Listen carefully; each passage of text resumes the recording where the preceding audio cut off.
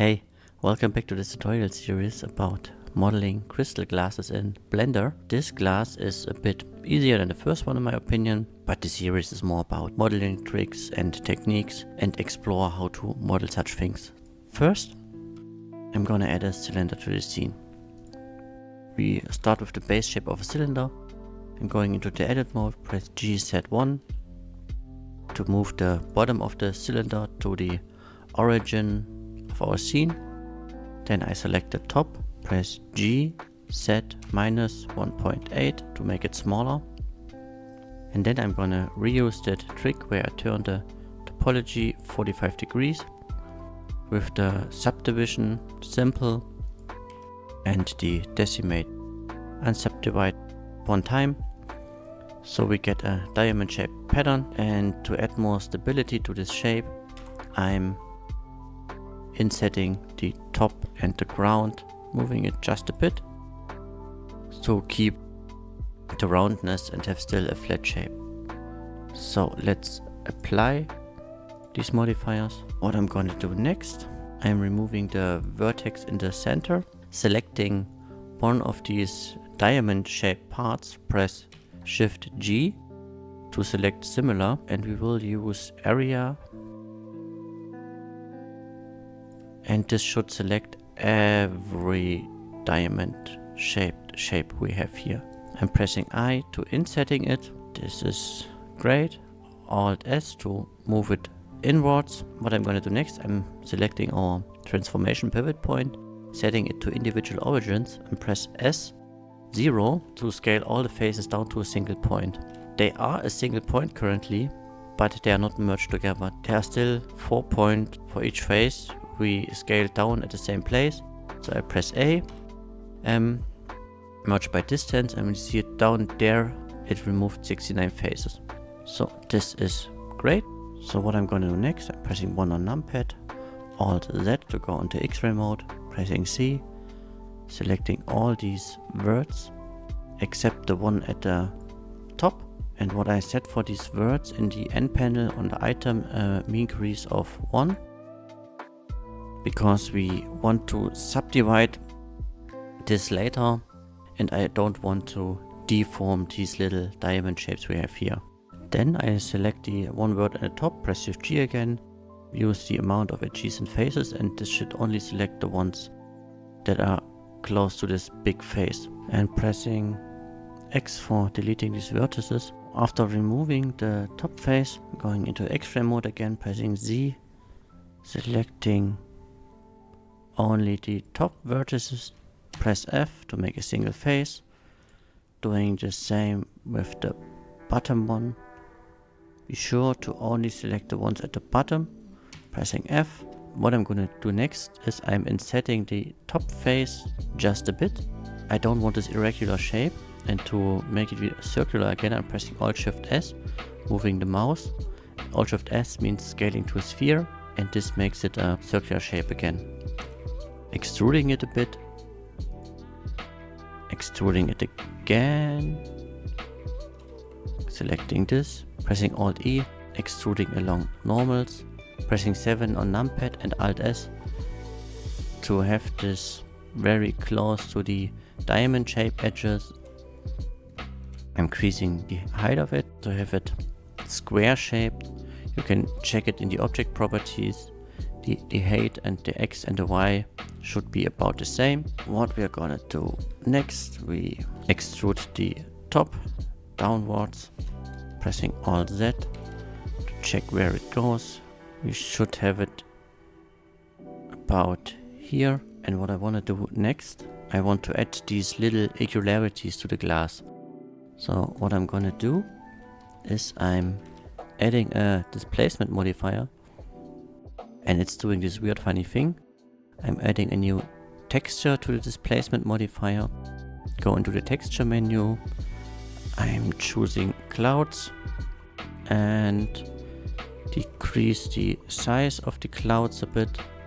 Go into the modifier menu, set the strength to 0.1. This is a good start, but that's not what we exactly want. So what I'm gonna do now, I'm adding a loop cut here pressing Ctrl B to bevel it, go into the data properties, add a vertex group and click assign. So now we should check if the right verts are selected. When this group is selected, we press select and yeah, this is fine. Going back into the displacement menu, and under displacement under vertex group we choose the group and only the center part should be displaced. Set it to shade smooth. This is pretty close to what we want already. And what I'm gonna do next is I'm gonna add a subdivision surface modifier by pressing Ctrl 2, and it's getting even better. We set the subdivision surface modifier before the displace modifier, and you can see we have these irregularities already in there. Now we just need to refine it a bit more. To solve this issue here on the inside, we don't bevel this time because we have a subdivision surface modifier. What we can do is setting edge loops to guide the subdivision better. So setting one here at the edge. I'm gonna deactivate it for now. I'm setting it to 0 so you can see what I do. Setting one down here. In setting this one, because we can guide the curvature of a subdivision surface modifier by setting edges. Setting it back to 2 and the bottom is beveled now. And when we move the inset face a bit further inwards, the bevel will get stronger.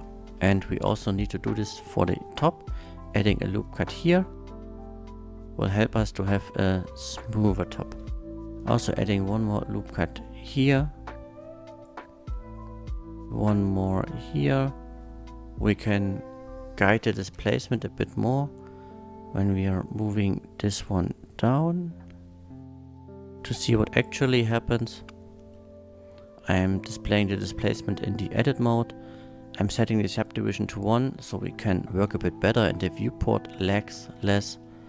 So setting this a bit down to have a smoother transition and this one a bit up. We also should set some loop cut here to guide this edge. Having a loop cut here will also help to refine the shape, and I want to set one more here to have a more defined edge at this place. And I'm also gonna inset this one to have a bit more control. So what I'm gonna do next is I'm gonna add an empty to the scene. I'm not very satisfied with this displacement, and what I'm gonna do is I set the coordinates of our displace modifier to object. In the object I select our empty and then I select my empty, set it to a height of about 20, and now we have some kind of random shape, but it's a bit more ordered and has a bit more structure to it. I also select the X and the Y and press 0.05 to refine it even further. You can adjust it to your liking. I think I like this one, and what I'm also gonna do, I'm adding another loop cut to the center, which adds a bit more variation, which adds more geometry here, and you can play around with the mid-level. When you increase the mid-level, you can see the displacement goes a bit more inwards, and I think this helps to have a bit more feeling that you can actually grip this one. I think to have a better curvature, I think I remove the one on the top and move the loop cut from this one a bit more down. And I'm also gonna recheck what kind of group we have by select. And I'm thinking about removing this at the top because this goes too far into the top. So I'm selecting this one, click remove. And I like this better because it still has structure, but it's a bit better ordered at the top. So I think I'm gonna use this, selecting this group again. Let's see what happens if I limit it on the bottom here again. Select, yeah, it assigned it to the group. I don't want this, I want to remove it. And this gives us more control about the shape. You can experiment with it if you want to, play around with the parameters, maybe use different displacement textures, see what kind of shape you can achieve. Also the mid-level is a bit strong. I want it slightly to go inwards. This is already it. This is a second glass. We do the same with the shading than we did before with the first glass. Setting it to cycles again. Adding a plane. Scaling it down again because a 2 meter glass is way too big. So S0.1. This is better. I'm applying the scale, but when I apply the scale like this, our displacement gets chaotic because we set the displacement for a 2 meter structure, not for 0.2 meter structure. What I'm gonna do about this, I'm pressing Ctrl A and apply the scale to deltas. It will apply the scale, but keeps the information we set here. Adding a glass shader again. And yeah, this is pretty much it. You can set an HDRI again to have some lighting.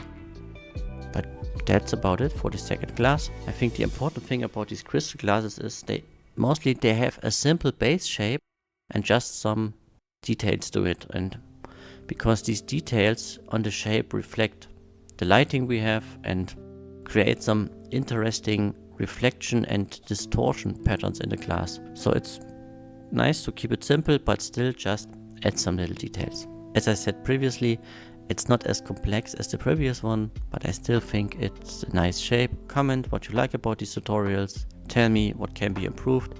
I'm happy to hear from you, and see you next time when we talk about the third glass.